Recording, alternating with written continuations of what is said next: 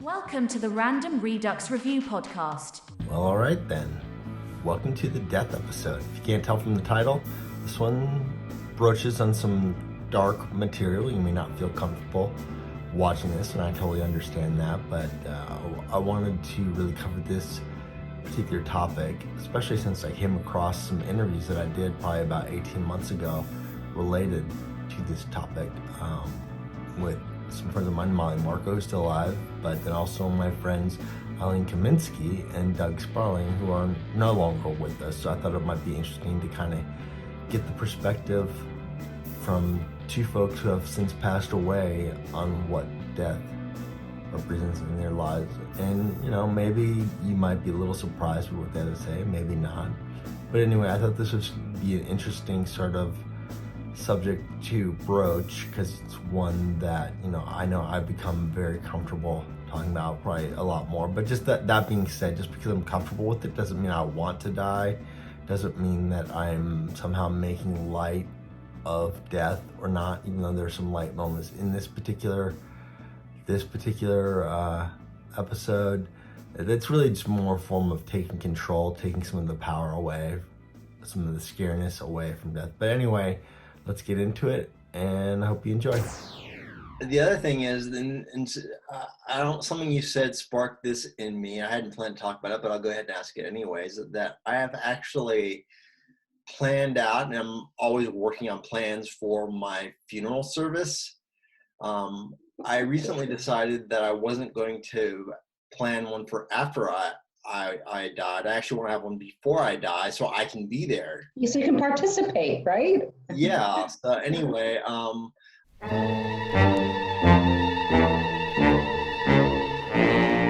if you go down in the woods today, you're sure of a big surprise.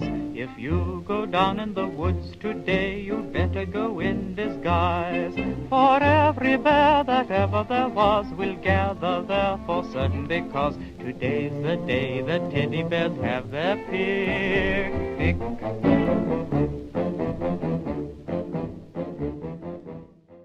it definitely is more for me, because what I want is I kind of want to be sort of like a roast / celebration of my life. But then I also realized that some people might be sort of sad about it and feel badly about doing that. Like, I actually had talked to one other person about it, and he was just like, I don't want to trash you at your funeral service. It's like, So it's almost like you want. but I want you to.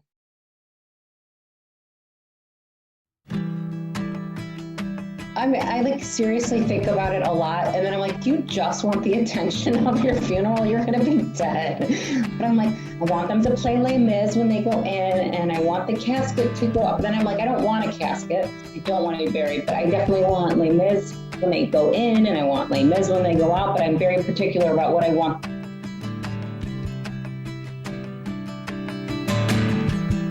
I see problems down the line.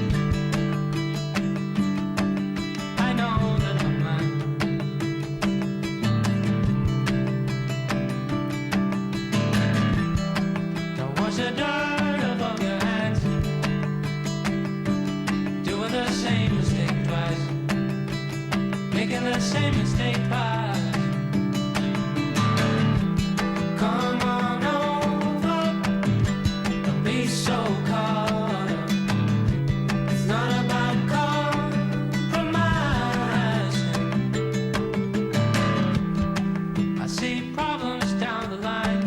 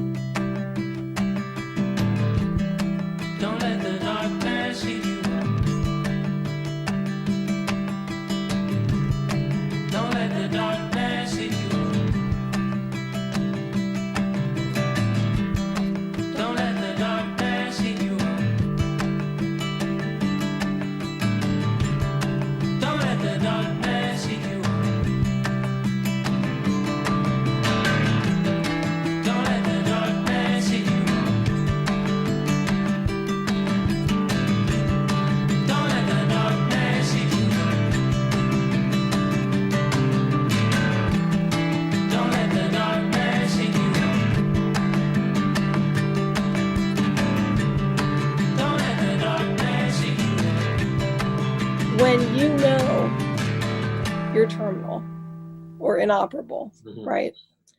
You know what's going to kill you, right? And we know what that is. And what I try to explain to people is this: here's the difference.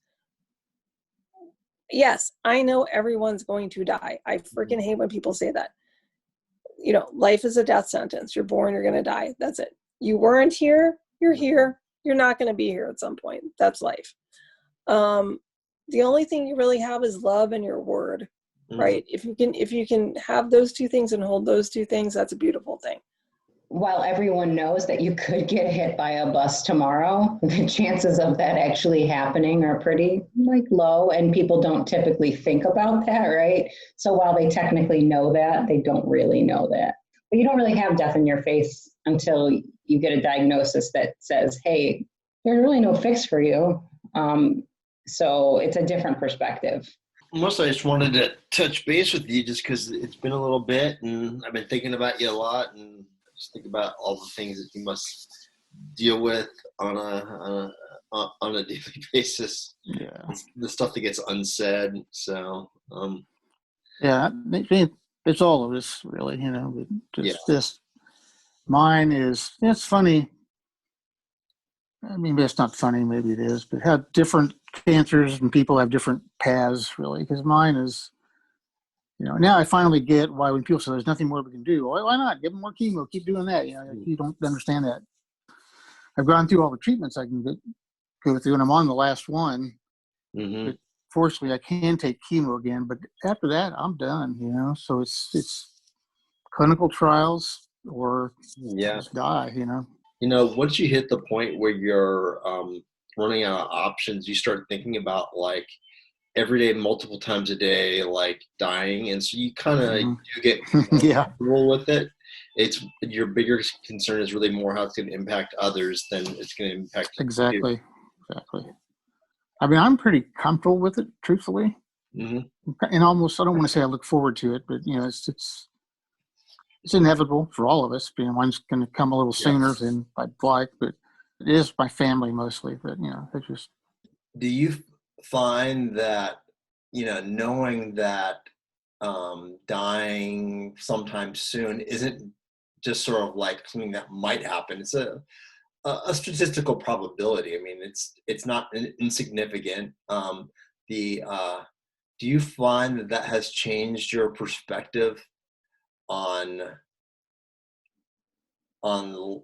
life, how you live? I think you made the comment once that in many ways cancer freed you. I know, and that's I know. Yes, I did say that, and that's very me, and I mean it. But I also don't mean it exactly as it might come out. I don't mean yay, my life is better since I got cancer. I feel so super, and I'm not scared ever, and life is fabulous all the time. I'm not going on that be brave, stop thinking negatively. I'm not going that route. I just mean, for me, it just forced, because of knowing that window has kind of narrowed and that lifespan, I'm probably not going to live to be 80 years old. Let's just be real. I'm not going to, and I already, because of all the choices made along the way, I'm not going to have children or grandchildren. I've already thought about those things. So how I look at life now is different and better, because now I'm okay, you're on a timeline. You're well now. Let's take advantage of that time that you feel good. You still have the diagnosis. You still have the cancer, but it's dormant or whatever it does up there when it's not under treatment and not doing anything worse. I want to do as much as possible in the time I have, and I better get on it, because with our diagnosis, we know that there's likely to be a reoccurrence, a little bit more vengeance in the next reoccurrence. And if there's a recurrence after that, a little more vengeance, so get things done while you're able. And suddenly the things that I still care about, how I look, I still care about my fitness. I care about my diet, even if I F up all the time. But now I want to write a book. I want to do these talks. I want to be on someone's vlog. I want to meet up with friends. I want to do more things. I want to get it all done. I never thought I was good enough to do a lot of things. Like, you shouldn't do that until you lose weight. You shouldn't do this until you're not a writer. Like, you don't write things. You're not really that good, like, just stay in your house. So now I'm like, I'm going to try everything. I want to keep, like there's, and somehow it feels like I'm better at doing things now than I was before, just because I'm like, oh, F it, I'm going to do it. Let's just do it.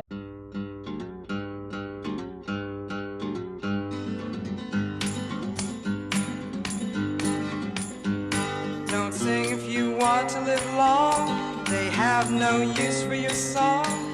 You're dead, you're dead, you're dead, you're dead and out of this world. You'll never get a second chance. Plan all your moves in advance. Stay dead, stay dead, stay dead, stay dead and out of this world. Run fast, don't stand in the sun. There's too much work to be done. You're down, you're down, you're down, you're down and out of this world.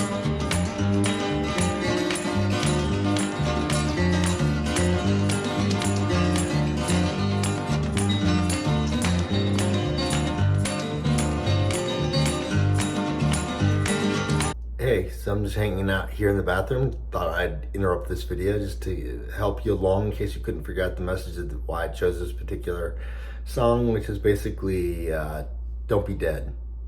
Be alive, be active in life, do the most you can to be the most you can, and all of that. Honestly, me personally, I look at it as sort of a real sort of spitting on my grave, so to speak, if you don't live a full, wonderful life after I'm gone.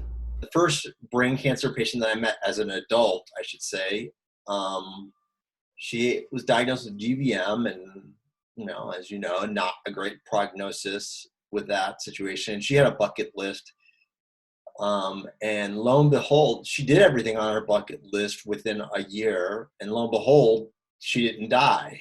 Yeah, I've heard that. I've heard people who spent all their money that they had because they're like, I'm going to die. I want to do all these things. I'm going to spend all this money and I'm going to do things I would never do if I had to save my money because I'm not supposed to live. And they live.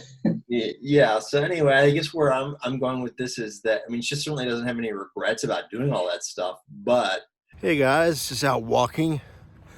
Do this every day, but today is a little different because I'm blowing off some steam. I got some bad news about a brain cancer friend, and so I'm just a little angry, teed off, and it's just very frustrating.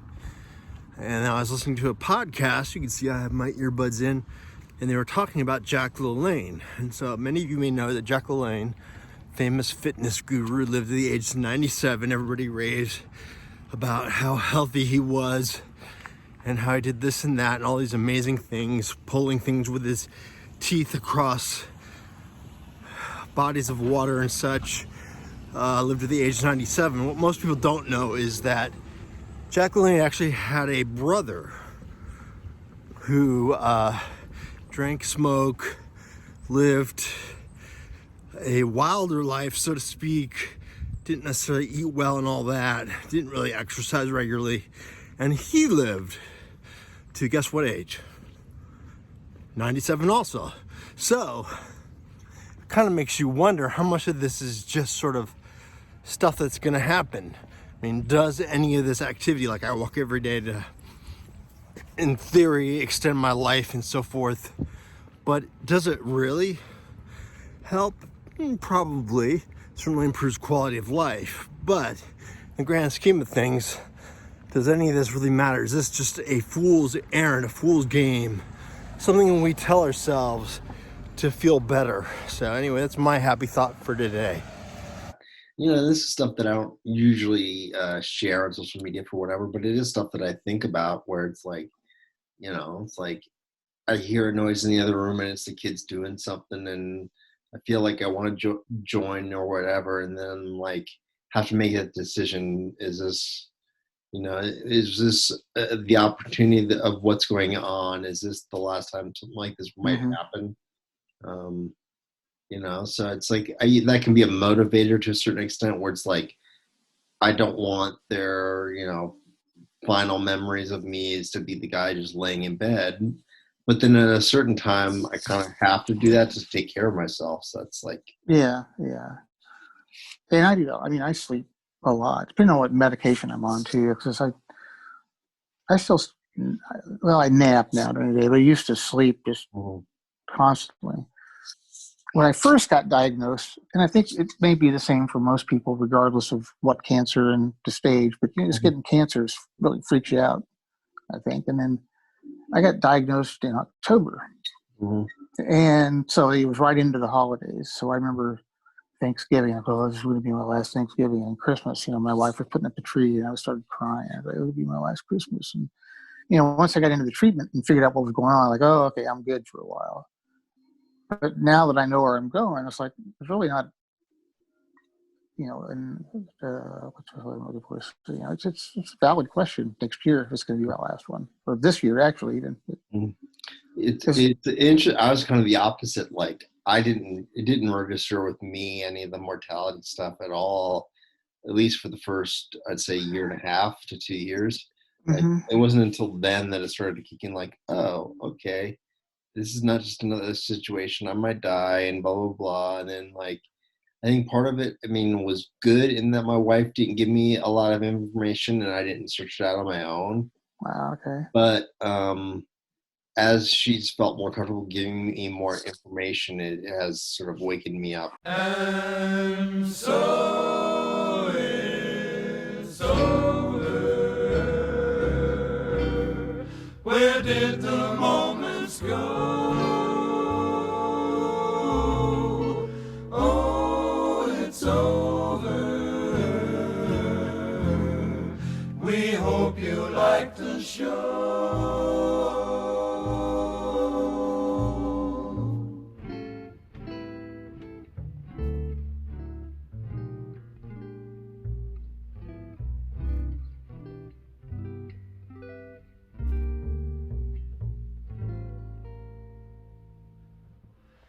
So long, so long, so long.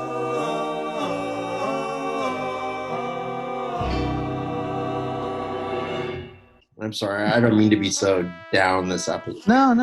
This to me is not. This is just cancer talk to me. It's not down. Cancer's just bullshit. Yeah. It's just bullshit. I flip and hate it, and I'm so tired of it now. I hate how normal it is for people to die. It's really not cool at all. Like, I have a long list of people who've died in the last year and a half. Yeah. When I started going to what was it? You know what I'm talking about. Just can't remember what you're doing. Conversation. You guys forgetting everything. I know what it was. I think.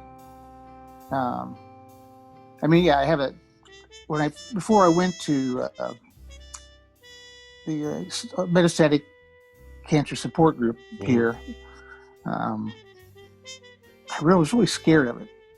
And then I went to one of the regular cancers. So, well, they just talk and then do some meditation. That might be pretty cool. So I went to that, and everybody was about 20 years older than me. They were all cured or in remission. I had nothing in common with anybody, except they were nice people. And I remember coming back being so depressed, but I was so scared of going to the metastatic group because, I was still in the denial phase, hardcore maybe. I don't know. But so I finally went. I go, oh, finally people, I can talk to. But what happened, is, people in here die, I forgot about that part. And that a lot of people, I think I'm about the oldest person, longest member that had been in the group because everyone else has died, Some people have said, how can you feel so bad? You didn't meet that person in person. I said, I know more about them than most of the friends I've ever had in my life, because this is so fucking personal. Yeah. It is so very personal. I mean, you and I have just had a conversation that is exceedingly personal, and you wouldn't have that with a lot of your friends. No. I wouldn't. You know, it's hard. It's hard. And they wouldn't get it, first of all, but your life changes totally. So when I mourn someone who I didn't meet in person, it's equally as, you know, it's the same as if I had met them and we had had coffee together on a regular basis. It's just a different kind of coffee. Very gravelly coffee that doesn't taste very good, and they charge too much for it. Way too much, and there's a copay on it too. You know? And I don't want to tip them. It's kind of interesting talking to doctors, like my primary care physician. I mean, he's you know, I had a physical last year, and he was kind of surprised at how well I was doing. Whatever. He's the one that made the joke of like, aside from the brain cancer, you're actually in pretty good health for your age and whatever. But like, you could almost see it in his face. Like, I'm not expecting you to still be alive and be doing as well as you can. I mean, I think that's one of the things that's really hard. I think, especially with brain cancer, for people to kind of grasp that you can be dying, but not necessarily look like you're dying, and which I think makes it even harder, because it's kind of like, do you ever experience people who are like, dude, you're not going to die. You look fine. You're doing great. You're at the gym. You look fine. And so surely you're fine. I'm like, no. I mean, yes. I mean, I'm glad. I'm grateful that I appear and feel so good. But legit, I'm not getting better. See, that's the thing. That's the thing I want people to understand. And I don't want them to think, I don't want a pity party. It's not a pity party. It's just like, don't like roll your eyes or something. Like, I'm not any better now than I was before. Well, I am better than I was before the craniotomy, because as far as I know, there's no regrowth yet. But it's still there. I still have that. I'm still on seizure medication. And I'm not, and that's the big thing, is like the diagnosis is I'm not getting better. We're not, neither of us, we're not going to get better. Become more comfortable talking about dark things. And that's hard for some people. It makes people uncomfortable. People don't like uncomfortable things. So right. They want to hear the happy stuff. They want to hear the good stuff. I went through 6 months of Taxol with no break. Mm-hmm. And my doctor actually would come around the side and he'd sneak a peek at me before he would actually come in to see me. And so when the 6 months was over, I said, Dr. Blaney, I said, were you checking to see if I lost my hair? And he said, we thought we were going to lose you in February of 2019. He said, so honestly, I was seeing before I came in how you were, because we're very close. We have a really good relationship. And, you know, he was just very concerned he was going to lose me. He would actually pat me on the back and say, God bless you to me every time he would see me. I've talked to some people saying that, you know, there's some oncologists that will never talk to you like that, and there's some that will, and whether it's a good thing or a bad thing. I mean, for me, I can understand why, you know, people aren't told. You know, like my wife, she withheld some stuff from me, but at the same time, I'm kind of the person that I just want to know, like, I'm not necessarily going to freak out, like, in your office and give the examination room, or even when I go home, but I will. I mean, I'll freak out quietly in my head. Yeah, the same way. I've never freaked out or anything. Well, you know, I don't think I've done it with my oncologist. You know, my psychiatrist and psychologist, I think I've cried, made them cry too, truthfully. Everyone's always surprised. It's almost like people are surprised to see you're still alive for some reason. Do you know what I mean? It's like they seem sort of shocked. The death part I'm okay with. It's the dying part that I feel like more people are scared of, the dying. And I feel like that is, you know, like, I want to know, what is it like? What is dying like? And I know it's different. Yeah, I would agree. I think for me, it's like, I had never had a fascination with death. I was always very scared with the idea, but like, you know, scared of dying certain ways and wanted to make sure that, you know, it wasn't a long, drawn out, painful death and all that. And that's one thing that's actually kind of brought me solace, at least, I mean, it's not always the case, but generally with brain cancer, you tend to just sort of lose your mind, so to speak, and fade away. I mean, yeah, I might be in a diaper or hooked up to a colostomy bag, but I'm probably not going to be aware. I'm probably going to slip into a coma and pass away, which is actually not that bad compared to a lot of cancers, which are pretty miserable. Can I tell you that when I was diagnosed, I had to hang up the phone because I was afraid I was going to scream. So I didn't want to scream in front of the neuro-oncologist. He calmed me down. He told me to come into the office, and I was all calmed down. And then my general practitioner at the time decided to call me, and she basically told me I was going to die in like 3 to 4 years or something. I don't remember. And I just like lost my mind again. So then I had to call my neuro-oncologist again. And I told him what she said, and I was scared. And he was really cool. And he kind of calmed me down. I go, but he was a little, you know, had a little bit of a bleaker, you know, okay. So this is like, I got like, when I was diagnosed, I got the first version, which is fine. But when I asked him questions about end of life and dying, and what is it like for a brain cancer patient? Like, what is the most common way? Like, what's it like? So I asked him that second call, I'm like, what is it like? How do they die? And he's like, most of the time it is, like you said, they kind of, you know, it isn't exact like that. You probably are wearing a diaper or something, but like this part goes before the rest of you.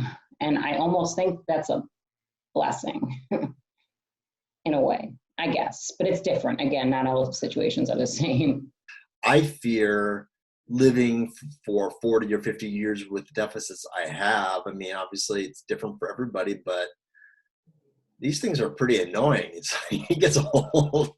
It's like, so in that get sense, tired it's too, very much changed my perspective on dying. Like, I don't necessarily want to die right now, but I don't want to live for a long, long, long time. I kind of, in some ways, welcome death. I mean, again, I have to reiterate that I don't want to die now or anytime soon, but I'm fine dying when, like, if I'm 60, to me, that would be like tremendous, or 70. I mean, that would be huge. It's just like, that would be enough for me. As much as like, I am sad that I lost my mom in kind of a tragic way, I'm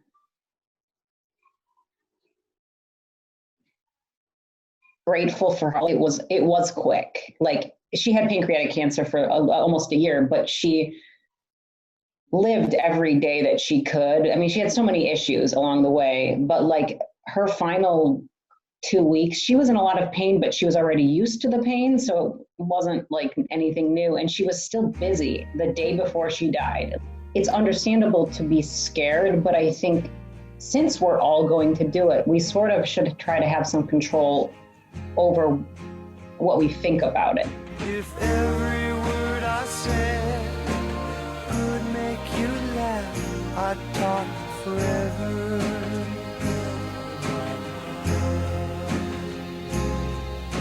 I asked the sky just what we had. It shone forever.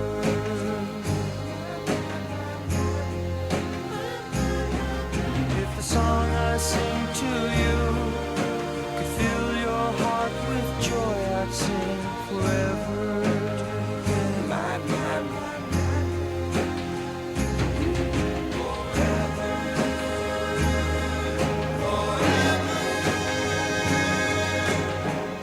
I've been so happy loving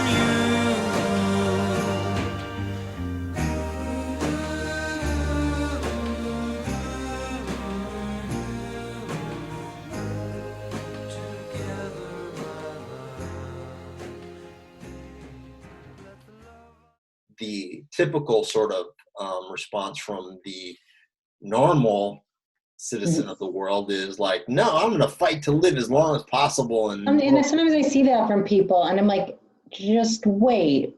Like when they're all like, when they're newly diagnosed or have like, but once it's progressed, and if you're feeling garbage, like if all you can do really is be in bed and you can't really even be yourself, then I mean, it's again your choice, but you're gonna die someday anyway. So like that's the hard thing, and I get a lot of garbage for that too. People like hate that I like saying that.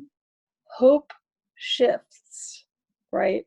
We have hope for longer lives. We have hope for better treatments, but you can also hope for a good death, right? I mean, there is that at the end where you can say to yourself, I don't want to be in pain. And you know, hope is something that no one should ever take away from us.